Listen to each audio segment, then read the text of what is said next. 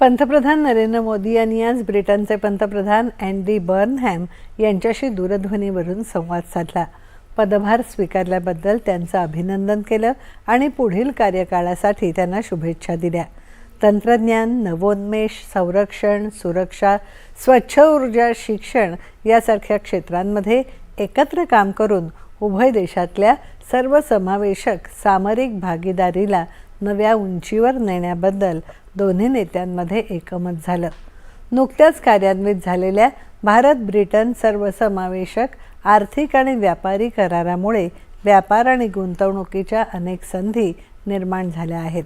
या संधींचा पुरेपूर उपयोग करून दोन्ही देशातल्या जनतेच्या समृद्धी आणि कल्याणासाठी आपसात सहकार्य करण्याबाबत त्यांच्यात सहमती झाली.